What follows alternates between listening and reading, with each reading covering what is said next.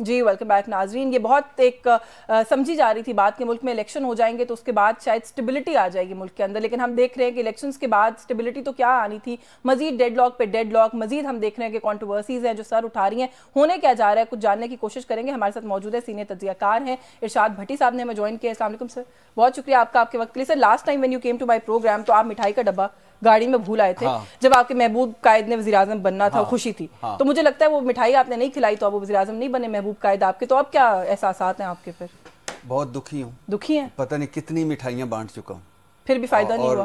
उन लोगों ने भी खाई हैं जिनको शुगर थी। शायद इसीलिए नहीं बने वज़ीर आज़म फिर मियां साहब। और तो इस वजह से, और बहुत कंजूस लोगों ने मिठाइयाँ खाई मुझसे और बार बार खाई। हाँ। खुशी की खबर सुना के कि नहीं वो अगले 10 साल के लिए बन रहे हैं, बांग्लादेश का मॉडल आ रहा है। हाँ। उन्होंने ही रहना है। हुआ क्या वैसे? क्यों? क्योंकि देखिए ना, हमें तो इलेक्शन से एक दिन पहले भी अखबारात में इतने बड़े बड़े इश्तिहार लगा के बताया गया कि वज़ीर आज़म तो नवाज शरीफ है। वो भी बड़ा मजे का था। मैं सवेरे उठा, हम कराची में थे ट्रांसमिशन के लिए, तो उठा तो मैंने वो अखबार उठाई, ऐसे सोए तो लिखा हुआ था वज़ीर आज़म नवाज शरीफ वज़ीर आज़म, अवाम ने फैसला सुना दिया। मैंने कहा मैं 2 दिन सोता रहा। 8 फरवरी गुजर गया, रिजल्ट आ गए, सारा कुछ इतना क्विक हो गया। हाँ। तो वो बाद में नीचे वाला कि इंशाल्लाह 8 फरवरी को वो फिर तो हुआ। ये है कि जी मुझे लगता है कि अवाम का रद्द अमल था जो कुछ हुआ। मिसाल के तौर पे कि क्रैकडाउन जो कोई 2 साल से जारी था, उसके बाद आप उम्मीदवार पकड़े जा रहे थे, तजवीज़ कुनिंदे, तईद कुनिंदे, फिर इनके पुलिस स्टेशनों पे इन मुस्लिम लीगियों और इनके इजलास होते थे कि हमारे हल्के में फ़लाँ है, ज़रा सरगर्म अमल तरीके इंसाफ का पकड़ लो। वो फिर कागजात जिस हिसाब से थोक के हिसाब से फाड़े गए, छीने गए, मुस्तरद हुए। फिर उसके बाद आप देखिए कि कप्तान जेल में, टीम सी, बल्ला नहीं है, प्लेइंग फील्ड नहीं है, फिर भी लोगों ने रद्द अमल दिया। हाँ। लोगों ने रद्द अमल दिया और मुझे खुशी होती कि बल्ले से शेर हारता। मुझे दुख ये कि गाजर, खीरे, मूली, बैंगन से हार गया, विच इज़ वेरी बैड। बेहतर होता है कि बल्ले से हार जाता। अच्छा, which is very bad for the jungle, for the lion, for both of them. अच्छा, जो भी अभी इस वक्त सिनेरियो है उसके अंदर कहा यही, मतलब जो फैसला सामने आया वो ये है कि नून लीग लीड करके गवर्नमेंट बनाने की कोशिश करेगी। पीपल्स पार्टी नून लीग, ये डेडलॉक क्यों नहीं खत्म हो रहा? मैं आपको सुन रही थी कल परसों आपके प्रोग्राम में जो आप रेगुलर जिसमें बैठते हैं, आपने कहा जी ये कैसी बातें कर रही हैं आप। लीना से सवाल कर रहे थे कि क्यों कोई वजारतें लेने वाला नहीं है। साबित वैसे यही हुआ कि पीपल्स पार्टी नहीं ले रही वजारतें, वो नहीं लेना चाहती। क्या वो ये कहना चाह रही है, पीपल्स पार्टी ने ये कहा है कभी कि हम कुछ भी नहीं लेंगे, गैर मशरूत तरीके से हम आपके साथ? नहीं, उन्होंने कहा जी आईनी ओहदों पर तो हमारा हक है ना, तो वो तो हम ले सकते हैं। वो आईनी ओहदे क्या होते हैं? उन्होंने 4 गवर्नर मांग लिए हैं। वो क्या होते हैं 4 गवर्नर मांग? ये तो ऐसे ही है कि मैं आपका मुजाजी खुदा हूँ, मैं आपका शोर हूँ। हाँ। कोई बंदा किसी को कहे कि मैं आपका मुजाजी खुदा हूँ तो उसका सरताज हूँ मैं आपका। हाँ। वो भी सेम है। हाँ। तो ये क्या होता है? ये भी तो वही है। आईनी ओहदे क्या है? सदारत, चेयरमैन सेनेट, स्पीकर कौमी असम्बली, 4 गवर्नर्स। तो ये क्या है? इससे बड़े कोई ओहदे हैं? अच्छा, कायरा साहब को मैंने गुफ्तगू सुनी है, जो नुक्ता आप बयान कर रहे हैं उस पर उन्होंने ये कहा कि देखें बात इसको गौर करने की ज़रूरत है। हम चाहते हैं कि जो भी बंदा वज़ीर आज़म हो वो अपनी काबीना बनाए, अपनी जमात के लोगों से काबीना बनाए, ताकि एक मजबूत गवर्नमेंट ऊपर वर्किंग ऑफ द गवर्नमेंट को चला रही हो। ये सारे ओहदे तो हुकूमत की वर्किंग के तो नहीं है ना सर? देखिए, पहली बात तो आप ये ज़हन में रखिए कि अवामी मैंडेट को बदला गया चट्ठा मैंडेट में। तो अब जब ये आप बदलते हैं तो फिर बहुत सारे मसाइल पैदा होते हैं, नंबर 1। नंबर 2, अब जो कुछ है, अब मैं तो इस हक में हूँ कि खुदा के लिए हम मुल्क और कौम ऐसी सतह पे पहुँच गए हैं जहाँ हमारा बाहर हादसा बन रहा है और हमारा अपना महंगाई, बेरोजगारी और जरूरत में हाथ से निकल रहे हैं। इतने बर्बादी फिर चुकी है कि आप $8.25 अरब हमने पे करना है, $72 अरब 3 सालों में देना है। तबाही फिरी पड़ी है। बेल आउट पैकेज है, IMF है, महंगाई, बेरोजगारी, गुर्बत, कौम का यही था ना। कौम ने बता दिया कि हमें तरीके इंसाफ चाहिए।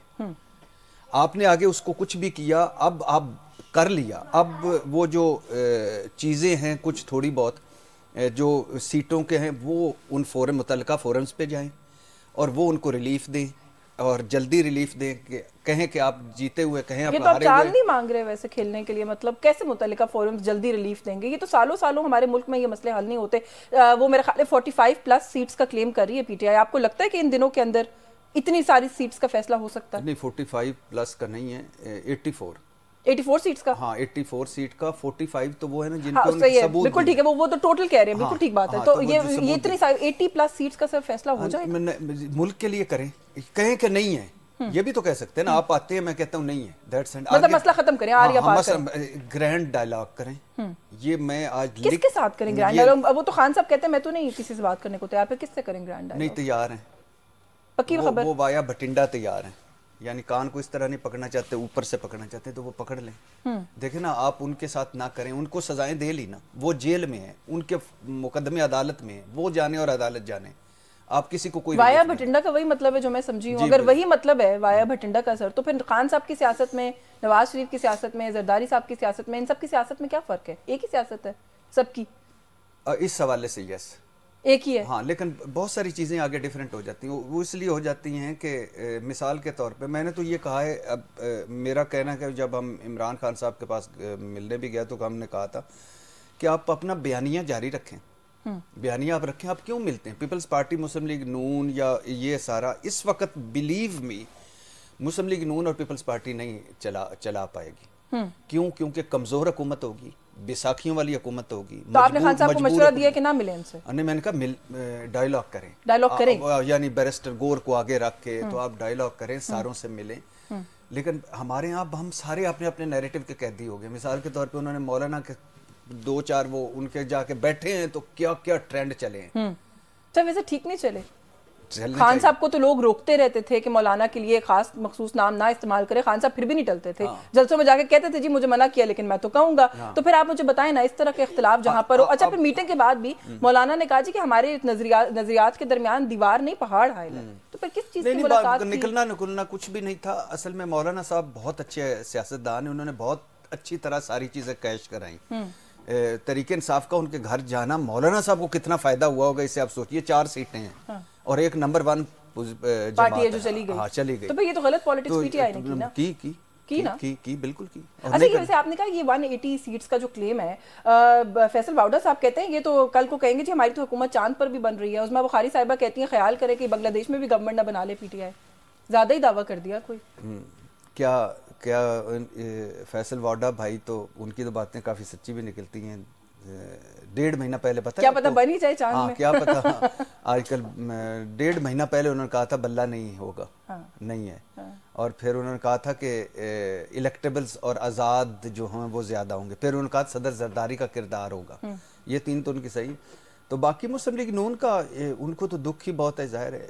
जब आप मियाँ मोहम्मद नवाज शरीफ साहब दोनों सीटों से तकरीबन 1 सीट से जीते हैं, लेकिन वो भी अभी उधर है ट्रिब्यूनल, वो जो जी ट्राइब्यूनल में जाएगा, उधर चला गया है। तो क्या पता। वैसे वाउडा साहब ने ये भी कहा था कि मियां साहब का सियासी करियर खत्म हो रहा है, वो हमने देखा है कि कुछ लग रहा है वैसे हालात वहीं जा रहे हैं। सर ये बनने क्या जा रहा है? 4 गवर्नर जो है वो कहते हैं हमें दे दें पीपल्स पार्टी वाले। चेयरमैन सेनेट के लिए फिर नून लीग ने कहा जी वो तो फिर हम लेंगे, वो तो आपको नहीं मिल सकती है। एमसीएम कह रही है अपना गवर्नर हम तो नहीं छोड़ेंगे। आप देखिए 3 स्टेप है ना, हुकूमत बने, हुकूमत चले, मसाइल हल करें। अब पहले स्टेप पे फंसे हुए हैं। अब मुझे बताइए कि जब भी कोई बड़ा फैसला लेना होगा, अब इस मुल्क के लिए बड़े फैसलों का वक्त है, मुश्किल फैसलों का वक्त है। महंगाई, बेरोजगारी, गुर्बत, निजकारी, नौकरियां, सारा। और फिर दोनों का मंशूर है, उसने 300 यूनिट बिजली मुफ्त देनी और तनख्वाहें डबल करनी, उसने करोड़ घर बनाने हैं कि नौकरियां हैं, मिक्स ही है। हाँ, तो वो उसने करना है। तो अब वो तो छोड़ दीजिए। अब कोई भी बड़ा फैसला होगा, मुस्लिम लीग को पीपल्स पार्टी के दरवाजे पे जाना पड़ेगा। कि ये नहीं, कायरा साहब ने कहा ये ना करना पड़े इसीलिए तो हम कैबिनेट में नहीं बैठ रहे, वो करें अपनी हुकूमत चलाएं। कायरा साहब भोले बादशाह या हमें भोला समझते हैं। अच्छा मुझे ये बताएं, भोले हैं या समझते हैं भोला, इस सारे के अंदर मैंने आपने यानी मीडिया ने हमने क्या किया है? ये हम पे जो अटैक हो रहा है हर तरफ से, मेहरबानी उनकी। वैसे मैं इस हक में हूँ कि एक मरतबा वो भी शौक पूरा। हम जो रोज अटैक करते हैं तो कोई बात नहीं, मौका दे दे उनको भी, कर ले, बिल्कुल करें, माने ही ना, कोई बात नहीं। मरीम औरंगजेब साहिबा ने ट्वीट किया, उन्होंने कहा जी मैं अपने सोशल मीडिया वाले लोगों से रिक्वेस्ट करती हूँ कि मुझे पता है आप बहुत दुखी हैं कि आपका मैंडेट चोरी किया गया है, लेकिन मीडिया वालों पे ना अटैक करें। नहीं करें, कर ले, कोई हर्ज नहीं, वेलकम, बिल्कुल कर ले, बिल्कुल कर ले। कोई क्या फर्क पड़ता है? मिसाल के तौर पे मैंने जिंदगी में कभी अपने ट्वीट का जवाब नहीं पढ़े, कभी सोशल मीडिया नहीं देखा, मेरी कंपनी हैंडल करती है। मुझे क्या फर्क, आपको कोई फर्क नहीं, क्या फर्क पड़ता है? अगर मुझे पता भी कोई चल जाए या मुझे कोई कहे भी कि तुझे कोई नहीं मानता जर्नलिस्ट, कोई नहीं मानता तजिया, तो क्या फर्क पड़ता है? चले आखिर में सर बस मुझे ये बता दें, पीटीआई के लोग जो इस वक्त बाहर हैं, जो देख रहे हैं पार्टी मैटर्स को, आपके ख्याल में ठीक तरीके से बिहेव कर रहे हैं? वहाँ पे भी लगता है कोई कंफ्यूजन है उस कैंप में? एक दिन कहते हैं ऑपोजिशन में बैठेंगे, अगले दिन कहते हैं वज़ीर आज़म के लिए जो है वो कंटेस्ट करेंगे, फिर कहते हैं ऑपोजिशन में बैठेंगे, कोई समझ उनका मामला भी नहीं आ रहा। वैसे पीटीआई की आपको बचपन से ही आपको पता है इनकी तंजीम साजी इनकी ये पुरानी आदत है, ये पुरानी आदत है। एक ग्रुप जहांगीर तरीन ग्रुप, दूसरा असद उमर ग्रुप, तीसरा फवाद चौधरी साहब ग्रुप, हाँ फवाद चौधरी ग्रुप। वैसे जहांगीर तरीन और परवेज खटक ने सियासत सिखानी थी, अगर वो ना हो तो इमरान खान फारिग हो गए। मेरे प्रोग्राम में उन्होंने कहा था कि मेरी वजह से इमरान खान जो है वो केपीके में इमरान खान था और मैं आया इसलिए कि इनकी फूंक निकाल सकूं। अल्लाह मुझे माफ़ करे, तौबा, अल्लाह उनकी दोनों को हिम्मत दे, हौसला दे, और अब अगला जो उन्होंने कैरियर शुरू करना है या लाइफ है उनको बेहतर करे, बेहतर करे। यानी कि पीटीआई की जो मामला उससे आपको कोई परेशानी नहीं है, वो ऐसा ही पीटीआई का तंजीमी ढांचा, पीटीआई की बाहमी मुशावरत। आप जब उन हुकूमत में थे तो हमें लगता था कि रोजाना ट्विटर पे वो एक दूसरे के ख्यालात जानते हैं, एक उधर से ट्वीट करता था, एक उधर से करता। तो ये इनका पुराना है, बचपन से है, कोई फिक्र ना, कोई फिक्र की बात नहीं। आपका बहुत शुक्रिया सर, आप तशरीफ लाए, अपने प्रोग्राम में वक्त दिया। व्यूअर्स, इरशाद भट्टी साहब हमारे साथ प्रोग्राम के हिस्से में मौजूद थे। न्यूज़ टॉक से आज के लिए बस यही कुछ। अश्विन जमाल को इजाजत दीजिए, अल्लाह हाफिज़।